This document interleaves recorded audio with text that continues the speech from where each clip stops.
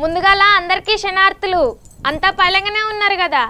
ఇక మన ఆగమల్లన్న నిన్ననేమో మన ఆర్టీసీ అన్నల కష్టాలు చెప్పుకుంటా నన్ను ఆగం పట్టించిండు. ఇవాళనేమో మబ్బుల 4 గంటలకే లేచి ఆదరబాద ఉరికిండు.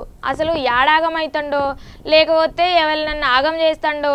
నేనైతే ఆఫీస్కి వచ్చిన, మళ్ళీ నేనేమో ఇంకా రాలేదు. అసలు యాడికి పోయి ఏం ముద్దాంతరం చేస్తాడో ఒక్క పారి అరుచుకుందాం పారి.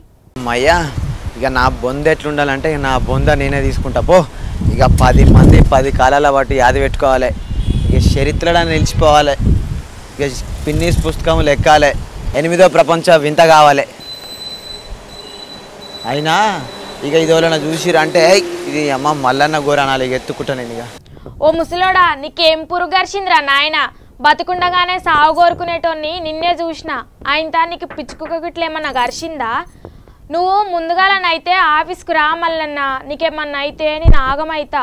అసలు నిన్ను అనవసరంగా పట్టణానికి పట్టుకొచ్చిన. అర్రే గీ బుద్ధుని బొమ్మ పక్క పొంచి బొంద తీసుకుందామని ఆయన తన్ని నీళ్ళే పాడైనాయిగా. గిన్ని నీళ్ళు తోడు నాతో అవుతుందా?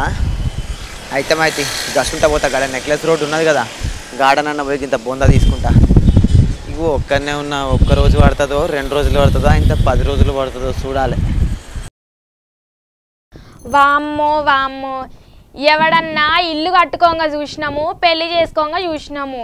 నువ్వేంది మళ్ళన్నా బొందకాడికి పోతున్నావు? నీకెందుకే బొంద? అర్రే వినబడ్డదా నీకు? ఇక అయ్యాల నా బొంద అయినట్టే నేను తీసుకున్నట్టే. ఇక నువ్వు వచ్చినావంటే ఏ పని కాదు. నీతోటైతే షరే ఉన్నది నాకు. అయితే కానీ నువ్వు గిట్లరా, నీకు ఇట్లా బొంద తీస్తేడా? అసలే బొంద తీసుడు 1 రోజు 2 రోజులు పడుతుందా నేను ఆలోచిస్తుంటే నీలో లేని తల్లి.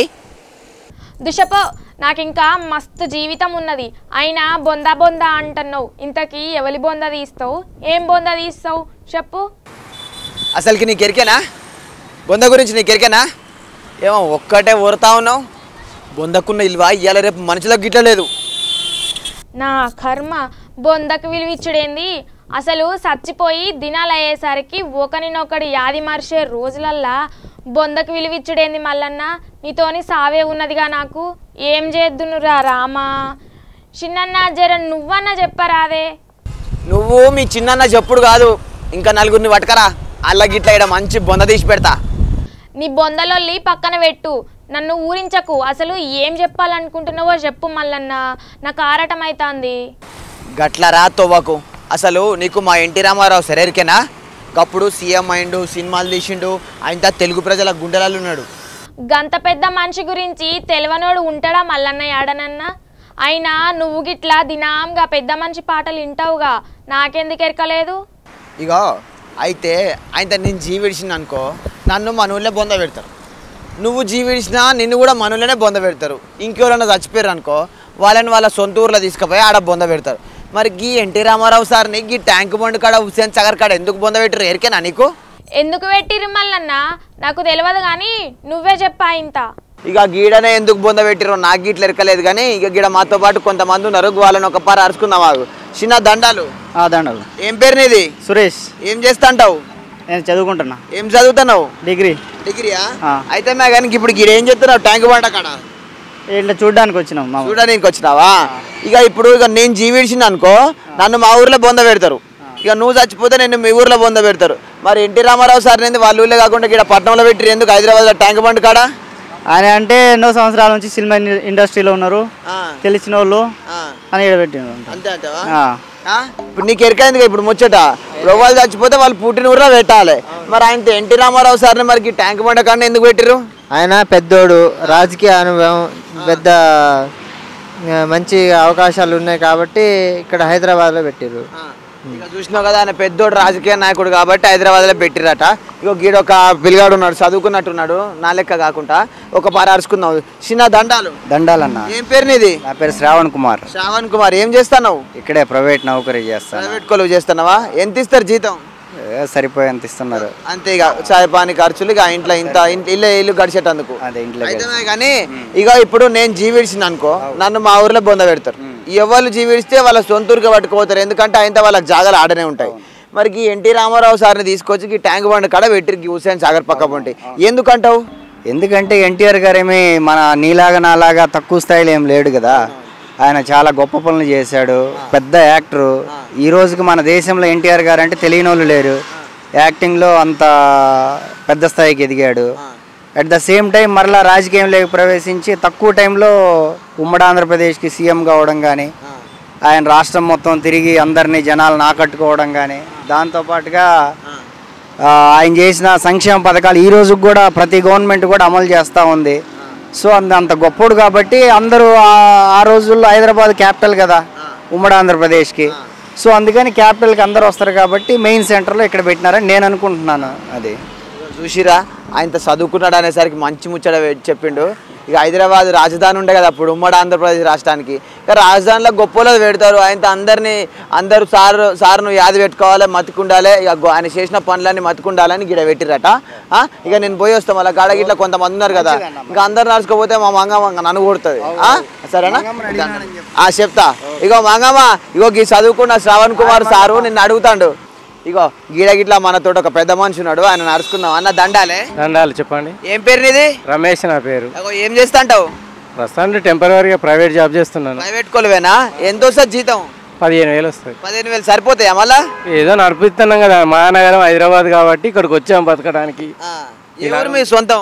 రామగుండం గోదావరి కని ఆడికెళ్ళి ఇడికి వచ్చినావా? ఏం కొలువు చేస్తావే? ప్రస్తుతం అయితే డ్రైవర్గా ఉండేది, ఇప్పుడు ఒక టెంపరీగా చేస్తున్నాను. ఇది మన ESIPF సంబంధించిన కన్సల్టెన్సీగా ప్రైవేట్ కొలువు చేసుకోవాలా బతుకుతందుకు. అయితే మా కానీ ఇప్పుడు నేను జీవిడిచింది అనుకో, నన్ను తీసుకుపోయి మా ఊర్లో బొంద పెడతారు. ఆయన నీకేమన్నా జీవిడిస్తే నిన్ను మీ ఊర్లో పెడతారు. మరి ఎన్టీ రామారావు సార్ ఏందే మళ్ళీ తీసుకొచ్చి పట్టణంలోకి హుస్సేన్ సాగర్ పక్క మంటి పెట్టారు ఎందుకు? ఆయన కొన్ని ఏళ్ళ నుంచి సీఎం చేసింది కదా 2-3 సార్లు. అసలు ఎంత గొప్పగా సీఎం అయ్యాడు తను. అది గుర్తుపెట్టుకోవడానికి ఇది రాజధాని కాబట్టి ఇక్కడ కట్టి ఉంటారని మా అనుమానం. అంతే.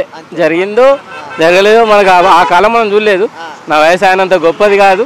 ఆయన నుంచి మాట్లాడాలంటే అంత మహా నటుడు ఆయన. ఒకప్పుడు ఎంత పెద్ద సీఎం, తెలుగుదేశం పార్టీ పెట్టి పబ్లిక్లో ఇట్లా చేసిండు. సో అది అందరికీ పబ్లిక్ తెలవాలని ఇక్కడ కట్టి ఉంటారన్న ఉద్దేశం. అంతే. ఇక చూసిరు కదా, ఇక మా పెద్ద మనిషి అయితే మంచిగా చెప్పిండు. ఆయనతో అప్పుడు రాజధాని ఉంటే ఆయన సీఎం అయ్యిండుగా, తెలుగుదేశం పార్టీ పెట్టి తెలుగు ప్రజల గుండెలలో ఉన్నాడు కదా, అందుకొరకు ఇక్కడ కట్టిండు అని చెప్పిండు. ఇక ఉంటా మళ్ళీ కసుంటా పోతే ఇంకో కొంతమంది అలాంటి ఇట్లా అరుచుకుంటా. సరేనా? దండాలు. ఇక గిడగిట్లో ఒక పిల్లగాడు ఉన్నాడు, ఆ పిల్లగాడు నడుచుకుందాం అసలు ఏంది ముచ్చట అనేది. చిన్న దండాలు. నమస్తే. ఏం పేరు నీది? వెంకటేష్. ఏం చేస్తావే? నేను డ్రైవర్ ఉద్యోగం చేస్తావా? ప్రైవేట్ కొలువేనా? ప్రైవేట్ కొలువే. అయితే కానీ ఇప్పుడు మన ఎన్టీ రామారావు సార్ సమాధి ఆయన హుస్సేన్ సాగర్ కాడ కడడానికి కారణం ఏందే? కారణం అంటే అతనికి అందరికి సంబంధించిన వ్యక్తి కాబట్టి అతను రాజకీయాల మెరుగు పొందిండు, ఇటు సినీ రంగంలో మెరుగు పొందిండు. చిన్నపిల్లల నుంచి పెద్దవాళ్ళ వరకు అందరికీ తెలుసు కాబట్టి అతని సమాధి అందరికీ తెలిసేలా జనాలు ఎక్కడైతే కొలువుగా ఉంటారో అక్కడ న్యూస్ పెట్టాలని పెట్టారు. ఇప్పుడు నేను చచ్చిపోయాను అనుకో, నా సమాధి మా ఊర్లో పెడతారు. అయితే నీకేమన్నా అయితే మీ సొంత ఊరికి నేను తీసుకుపోతారు. మరి ఎన్టీ రామారావు సార్ సమాధి మాత్రం తీసుకొచ్చి ట్యాంక్ బండ్ కాడ ఎందుకు పెట్టారు హైదరాబాద్లో? అతను అందరికీ ఎన్టీఆర్ అంటే ఆయన సినిమాలో యాక్టింగ్ చేసింది కాబట్టి రాజకీయ పరంగా అన్ని పరంగా పేరు పొందింది కాబట్టి ట్యాంక్ బండ్ దగ్గర కట్టడం జరిగింది. అంతే అంటవా? ఊళ్ళల్లో పెడతారు మనసుంటలు. మనం పెద్ద సినీ యాక్టర్ కాదు, రాజకీయ నాయకులు పేరు అనేది సంపాదించలేం కాబట్టి ఏదైనా పేరు సంపాదించుంటే వాళ్ళు ఎక్కడైనా ప్రజలు ఎక్కువ ఎక్కడ ఉంటారో అక్కడ పెట్టడానికి ఎవరికైనా అవకాశం ఉంటుంది. ఇక అంటే పెద్ద మనిషి కదా, ఆయన మంచి పేరు ఉన్నది. ఇక మన అవసరం అయితే మన గోరి ఊళ్ళో కడతారు. ఇక ఆయన పెద్ద మనిషి కాబట్టి ఆయన ఇలా కట్టిరు అని చెప్పేసి అన్నాం.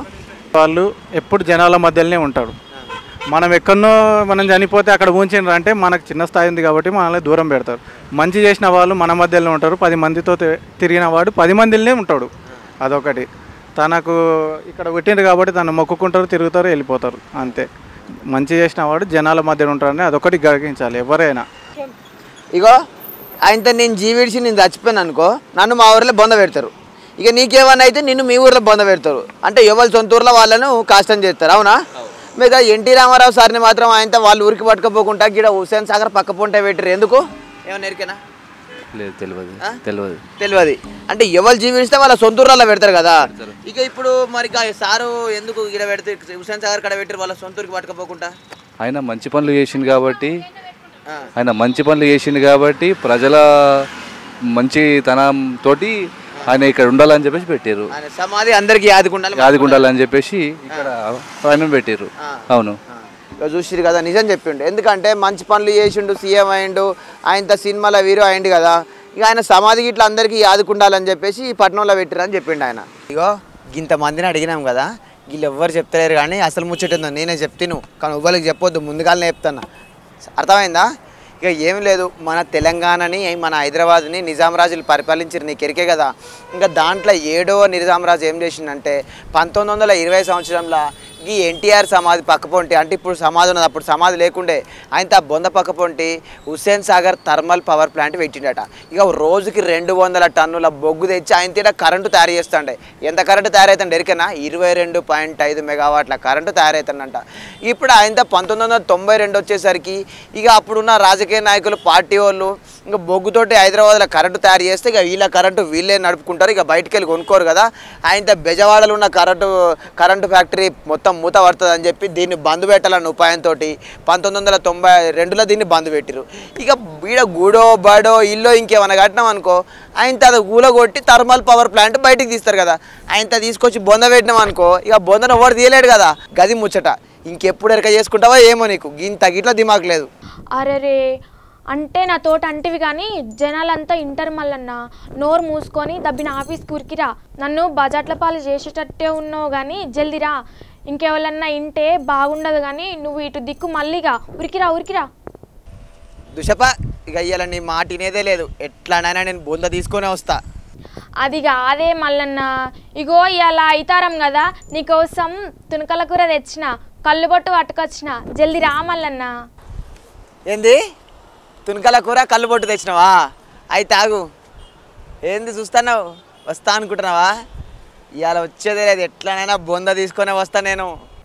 చూసినారుల్లా, ఇక ఇవాళ మనం మల్లన్న రాడు, ఎట్లయినా ముసలోడు బొంద తీసుకొనే వస్తాడు. ఇది ఇవాళ ఆగమాగం మల్లన్న ముచ్చట. మళ్ళా రేపు ఇంకో ముచ్చటతోటి మళ్ళా కలుద్దాం. టాటా.